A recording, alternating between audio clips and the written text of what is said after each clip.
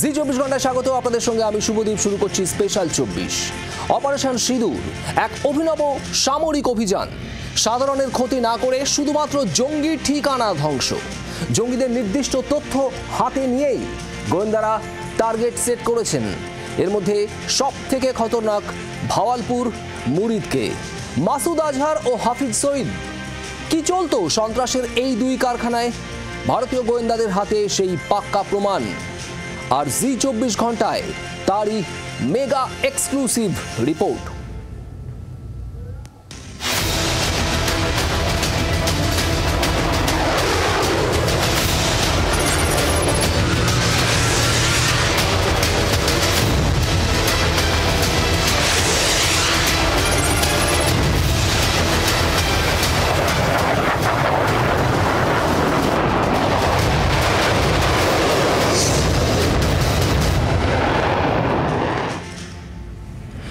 নটি জঙ্গি ঘাঁটি। ভারতীয় সেনা বায়ুসেনার অপারেশন সিঁদুরে ৯/৬ জঙ্গি নেটওয়ার্ক। কিন্তু কেন টার্গেট এই জঙ্গি ঘাঁটি? কেন ধ্বংস করা হলো ভাওয়ালপুরের মাসুদ ডেরা? ভারতীয় গোয়েন্দাদের হাতে পাক্কা প্রমাণ। জি 24 ঘন্টায় মেগা এক্সক্লুসিভ।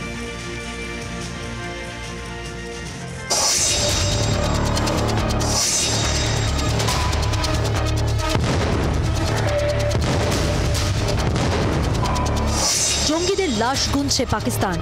ভারতীয় সেনা বায়ুসেনার অপারেশন সিন্দুরে ৯/৬ জঙ্গি ঘাঁটি।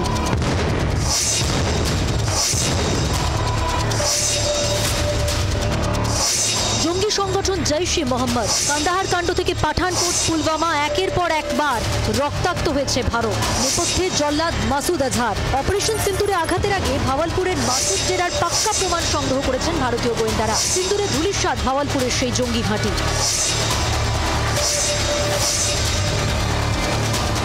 কি চলতো সন্ত্রাসের ক্যাম্পাসে? জি 24 ঘন্টায় মেগা এক্সক্লুসিভ। জৈশ অপারেশনের সদর দপ্তর মার্কাজ সুবহান আল্লাহ মাদ্রাসা। 15 একর জুড়ে জাতীয় সড়কের পাশে ক্যাম্পাস। পুলওয়ামায় হামলার পরিকল্পনা, জঙ্গিদের প্রশিক্ষণ এখানেই হয়েছিল। এই ক্যাম্পাসেই মাসুদ আজহারের বাড়ি। এখানেই জৈশের শীর্ষ নেতাদের বাসস্থান। জৈশের 600 জঙ্গিও এখানেই থাকতো। ভাওয়ালপুরের জঙ্গি ঘাঁটির পরিকাঠামো কেমন ছিল? এখানে ছিল জিমন্যাসিয়াম, 2018 মার্চে তৈরি। 2018 জুলাইয়ে তৈরি হয় সুইমিং পুল। এখানে হর্স রাইডিং বা ঘোড়সওয়ারির ট্রেনিংও হতো। 2022 মে মাসে এই পরিকাঠামো তৈরি হয়। কিভাবে প্রশিক্ষণ হতো জঙ্গিদের? সুইমিং পুলে জঙ্গিদের গভীর জলে সাঁতারের প্রশিক্ষণ। জঙ্গি ও সুরা সদস্যদের জন্য তীরন্দাজি প্রশিক্ষণ, যা 6 দিনের কোর্স। জৈশ কমান্ডার ও আফগান সহযোগীরা এখানেই সন্ত্রাসের পরিকল্পনার জন্য আসত। ন্যাটো বাহিনীর আফগানিস্তানে ফেলে যাওয়া M4 রাইফেল সহ অস্ত্র এখানে আনা হয়েছে। মার্কাজেই ফিদায় বা আত্মঘাতী জঙ্গিদের প্রশিক্ষণ হতো। মাসুদ আজহারের ভাইপো সহ সন্ত্রাসীদের ফিদায়ের প্রশিক্ষণ। এখান থেকেই বালাকোটে অস্ত্র প্রশিক্ষণের জন্য পাঠানো হয়েছিল। ডেরা ধ্বংস, পরিবার খতম। এখন লাখ টাকার প্রশ্ন, কোথায় মাসুদ আজহার? ইসলামাবাদ বা রাওয়ালপিন্ডির গোপন ডেরায় আশ্রয় নিয়েছে জল্লাদ জঙ্গি নেতা। পাকিস্তানের প্রভুদের আশ্রয়ে রয়েছে মাসুদ আজহার। জৈশের ডি ফ্যাক্টো প্রধান হিসেবে কাজ চালায় মুফতি আব্দুল রঈফ আসগর। ভারতীয় গোয়েন্দাদের হাতে আরও তথ্য। 2024 30 নভেম্বর মার্কাজে জৈশ জঙ্গিদের উদ্দেশ্যে ভাষণ দেন মাসুদ আজহার। বাবরি মসজিদ ধ্বংসের প্রতিশোধের হুমকি দেয় মাসুদ। 2023 জুলাইয়ে পরিবারের সঙ্গে ঈদ উল আজহা পালন করে। 2022 13 ফেব্রুয়ারি এই মার্কাজে খতামি বুখারি প্রার্থনা সভায় উপস্থিত ছিল মাসুদ। সাম্প্রতিক পহেলগাঁও সহ বহুবারই জঙ্গি হামলার মাসুল দিয়েছে ভারত। কাশ্মীর থেকে কন্যাকুমারী ভারতবাসীর দাবি অনেক হয়েছে, এবার মাসুদ চাই, জিন্দা ইয়া মুর্দা। সঞ্জয় ভদ্র রিপোর্ট, জি 24 ঘন্টা। ভাওয়ালপুর এবং মুরিদকে, এই দুটি জঙ্গি ঘাঁটি সব থেকে খতরনাক। মুরিদকে সঙ্গেই জুড়ে রয়েছে হাফিজ সঈদের নাম। সন্ত্রাসের ডেরায় কি চলতো? কেমন পরিকাঠামো ছিল বিশাল ক্যাম্পাসে? লাদেন যোগও নাকি আছে এই মুরিদকের সঙ্গে? জঙ্গি ঘাঁটির এখনো পর্যন্ত না বলা খবর।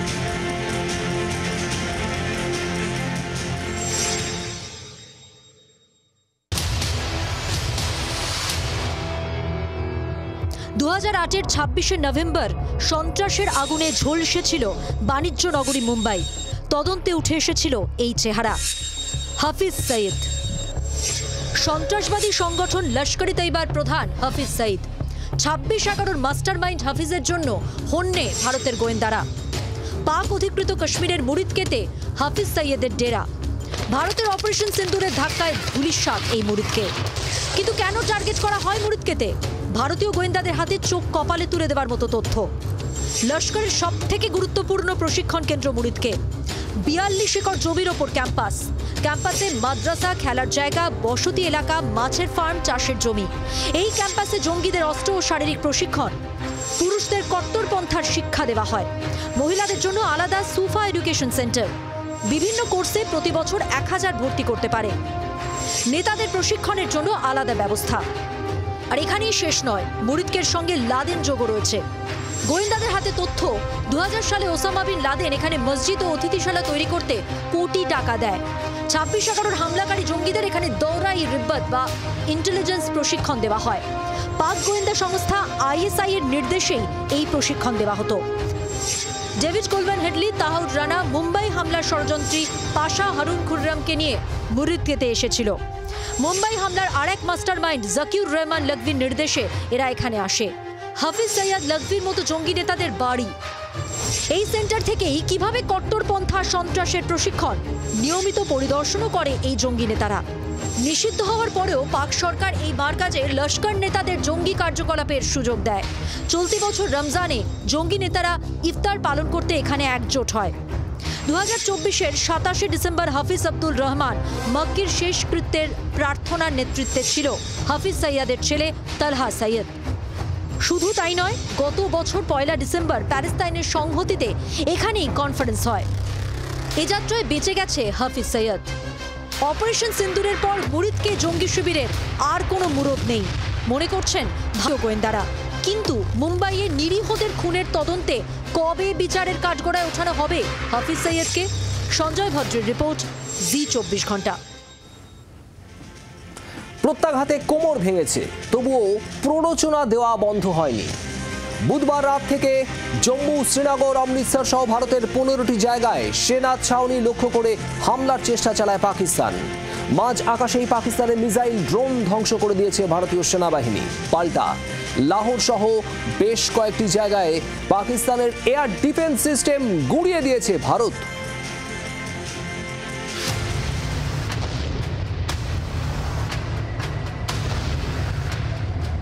আকাশ থেকে নেমে আসছে ড্রোন, মুহূর্তের মধ্যে বিস্ফোরণ, কালো ধোঁয়ায় ঢেকে গেল আকাশ। লাহোর, করাচি থেকে রাওয়ালপিন্ডি, বৃহস্পতিবার সকাল থেকে বারবার কেঁপে ওঠে পাকিস্তানের গুরুত্বপূর্ণ শহরগুলি। কিছু বোঝার আগেই জায়গায় জায়গায় বিস্ফোরণ হয়, হুড়োহুড়ি পড়ে যায় চারিদিকে। তড়িঘড়ি পাক সেনাবাহিনীর মুখপাত্র ইন্টার সার্ভিস পাবলিক রিলেশনের তরফ থেকে দাবি করা হয়, বুধবার রাত থেকে পাকিস্তানের বিভিন্ন জায়গায় ড্রোন হামলা চালিয়েছে ভারত। মাঝ আকাশে ভারতের 25টি ড্রোন ধ্বংস করা হয়েছে। পাকিস্তানে নতুন করে হামলা নিয়ে সকাল থেকেই ভারত যদিও চুপ ছিল, তাতেই বাড়ছিল জল্পনা।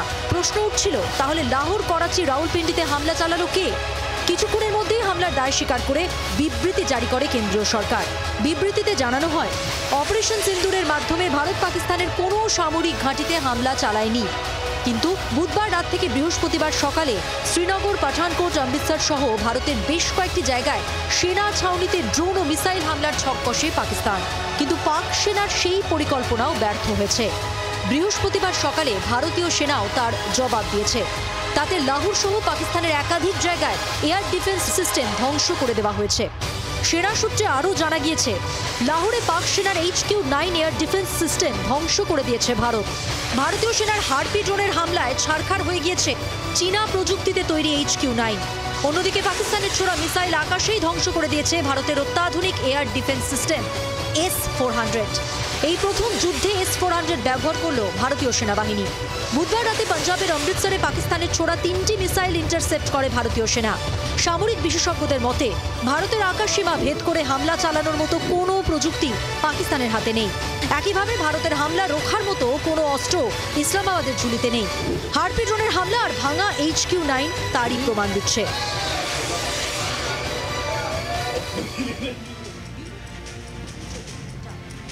মুরিদকে এবং বাহওয়ালপুরের কথা আপনাদের আগেই জানাচ্ছিলাম।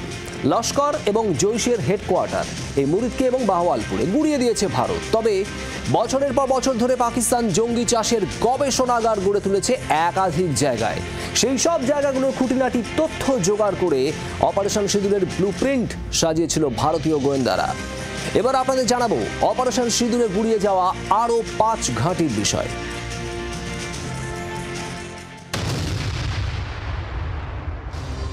পাক অধিকৃত কাশ্মীরের ভিমবেট জেলায় লস্কর-ই তৈবার অন্যতম গুরুত্বপূর্ণ মার্কাজ বা ঘাঁটি হলো এই মার্কাজ আলে হাদিদ বার্নালা। বার্নালা শহরের গায়ে কোট জামেল রোডের ধারেই এই সুবিশাল লস্কর জঙ্গি ঘাঁটি। 100 থেকে 150 সন্ত্রাসীদের এখানে রাখার সুবন্দোবস্ত রয়েছে। অন্তত 50 জন লস্কর-ই তৈবা সন্ত্রাসী সর্বক্ষণ এই মার্কাজ থেকে বিভিন্ন জঙ্গি হামলা মনিটর করত। ভারতীয় ভূখণ্ডে জঙ্গিদের অনুপ্রবেশ করানোর আগে এই কেন্দ্রে নিয়ে আসা হতো। এখান থেকেই চূড়ান্ত নির্দেশ পরামর্শ দিয়ে অপারেশনে পাঠানো হতো জিহাদিদের। কাসিম গুজ্জার, কাসিম খান্দা, আনাস জারারের মতো শীর্ষ লস্কর নেতারা এখান থেকেই অপারেট করত।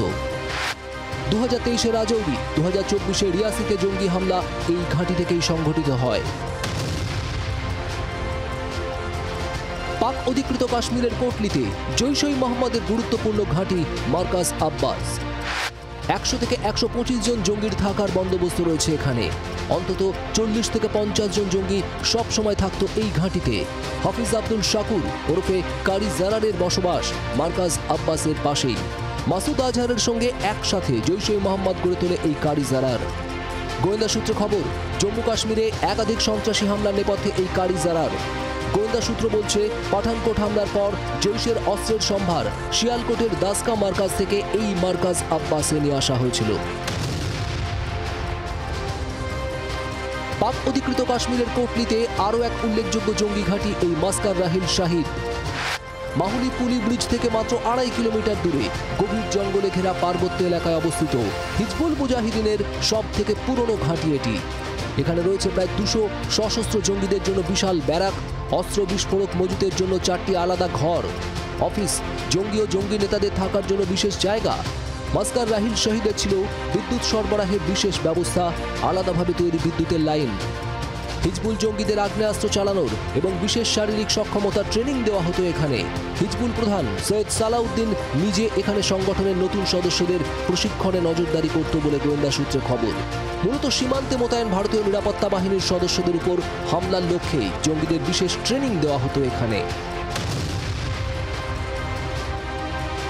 লস্কর-ই তৈবার আরও একটি উল্লেখযোগ্য ঘাঁটি শাওয়াইন আল্লাহ ক্যাম্প। লস্কর জঙ্গিদের নিয়োগ, রেজিস্ট্রেশন, ট্রেনিং সবটাই নিয়ন্ত্রণ করা হতো এখান থেকে। মুজফ্ফরাবাদ নীলাব রোডে চেলাবন্দি ব্রিজের কাছে অবস্থিত এই ঘাঁটিটি কাজ শুরু করে 2000 সাল থেকে। বিশেষ আগ্নেয়াস্ত্রের প্রশিক্ষণের জন্য ফায়ারিং রেঞ্জ, ট্রেনিং গ্রাউন্ড থেকে নিজস্ব মাদ্রাসা কি নেই এখানে। রয়েছে জিহাদিদের থাকার জন্য 40টি ঘর। লস্কর প্রধান হাফিজ সঈদ নিজে নিয়মিত এখানে নতুন যোগ দেওয়া সদস্যদের সংগঠনের প্রাথমিক ট্রেনিং দিত। জিপিএস এর ব্যবহার, ম্যাপ রিডিং, গ্রেনেড ব্যবহারের মতো বিশেষ ট্রেনিং দেওয়া হতো এখানেই। গোয়েন্দা সূত্রে খবর, পাক সেনা এবং আইএসআইয়ের বিশেষ ট্রেনাররাও বিভিন্ন সময়ে এখানে এসে জঙ্গিদের বিশেষ ট্রেনিং দিত। সুবিশাল এই ঘাঁটিতে রয়েছে 250 জঙ্গিকে রাখার সুবন্দোবস্ত। পাক অধিকৃত কাশ্মীরে অবস্থিত জৈশ-ই-মোহাম্মদের বৃহত্তম ক্যাম্প সাইদনা বিলাল মার্কাজ। আদতে একটি 3তলা মসজিদ, যেখানে রয়েছে হিজমা সেন্টার নামের বিশেষ চিকিৎসা কেন্দ্র। জৈশ-ই-মোহাম্মদের শাখা প্রতিষ্ঠান আল রেহমাত ট্রাস্টের দপ্তর এখানেই।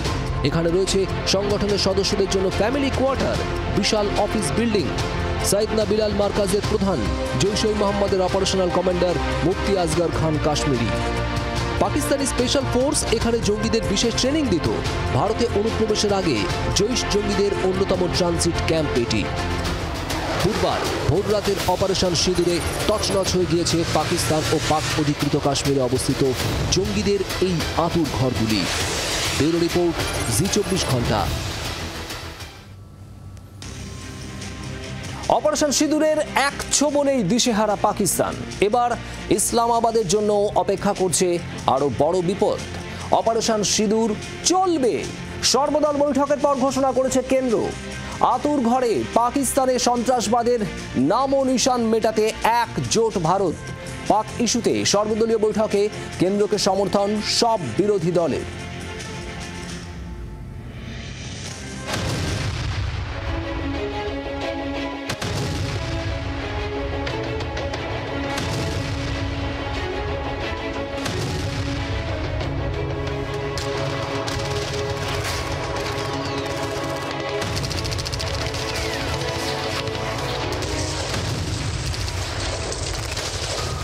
সন্ত্রাসবাদের মজ্জায় প্রবল প্রতাপে আঘাত। ভারতীয় সেনার অপারেশন সিঁদুরে ছাড়খাড় পাকিস্তান। ভেঙেও মচকাচ্ছে না নির্লজ্জ ইসলামাবাদ। নিয়ন্ত্রণ রেখায় গোলা বর্ষণের মাত্রা বাড়িয়েছে কাপুরুষ পাক সেনা। সন্ত্রাসের ঘাঁটি এবং সন্ত্রাসবাদীদের মদতদাতা ইসলামাবাদের বুকে এবার আরও বড় আঘাত। অপারেশন সিঁদুর এখনও চলছে। সর্বদল বৈঠকের পর স্পষ্ট বার্তা দিলেন কেন্দ্রীয় সংখ্যালঘু বিষয়ক মন্ত্রী কিরেন রিজিজু। ऑपरेशन सिंदूर का कार्रवाई क्योंकि ये ऑनगोइंग ऑपरेशन है, इसलिए अलग से ऑफिशियल ब्रीफिंग नहीं है। ये रक्षा मंत्री जी की ओर से, सरकार की ओर से पूरा पॉलिटिकल लीडर्स को ब्रीफिंग हुआ है। পহেলগাঁও হামলার 15 দিনের মাথায় পাল্টা প্রত্যাঘাত। মঙ্গলবার গভীর রাতে অপারেশন সিঁদুরে হিসেব কড়ায় গন্ডায় পাকিস্তানকে বুঝিয়ে দিয়েছে ভারত। গুঁড়িয়ে ধুলোয় মিশিয়ে দেওয়া হয়েছে একাধিক জঙ্গি ঘাঁটি। অপারেশন সিঁদুরের পরেই দুই দেশের মধ্যে উত্তেজনার পারদ চরমে। এই আবহে বৃহস্পতিবার সর্বদলীয় বৈঠক ডাকিয়ে কেন্দ্র। বৈঠকে বিরোধী রাজনৈতিক দলগুলির তরফে প্রতিনিধিরা সকলেই উপস্থিত ছিলেন। और मैं सारे पॉलिटिकल पार्टीज के नेताओं को धन्यवाद देना चाहता हूं कि पूरे जितने अपेक्षित थे सब नेता आए और जैसे हमने सोचा है वैसे ही सबने सहयोग दिया और एक मीटिंग को बहुत अच्छी तरीके से एक फ्रूटफुल मीटिंग हम कह सकते हैं। बहुत कोई भी कदम को पूरा देश एकजुट होकर के समर्थन करेंगे।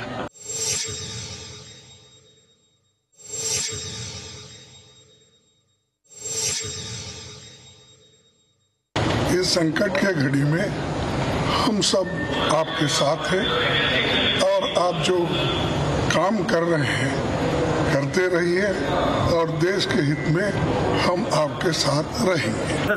पूरा सपोर्ट दिया हमने। जो खारगे जी ने कहा वो सही है कि ऐसी चीजें हैं जो डिस्कस नहीं करनी है, तो बस सबने support.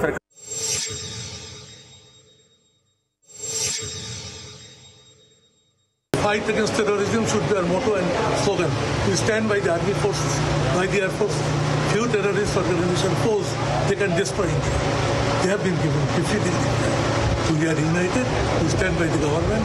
We stand by the army forces, the air forces. We stand by the country. मैंने कॉम्प्लीमेंट किया हमारी आर्म फोर्सेस को और भारत सरकार को कि उन्होंने एक ऑपरेशन सिंदूर को अंजाम दिया। मैंने अपनी बात में ये कहा कि एक इंटरनेशनल कैंपेन हमको चलाना चाहिए টিআরএফ के खिलाफ। ভারতের দিকে সন্ত্রাসের রক্তচক্ষু তুলে তাকানোর হিম্মত দেখিয়েছে পাকিস্তান। ইসলামাবাদের সন্ত্রাসের রক্তচক্ষু উপড়ে ফেলা শুরু করেছে ভারতীয় সেনা। অপারেশন সিঁদুরের অভিঘাত সামলাতে এই দিশেহারা পাকিস্তান নিয়ন্ত্রণ রেখায় লাগাতার গোলা বর্ষণ করে চলেছে। গোলা বর্ষণের জবাব মিসাইলে পাবে নির্লজ্জ সন্ত্রাসবাদীদের মদতদাতা ইসলামাবাদ। ব্যুরো রিপোর্ট, জি 24 ঘন্টা।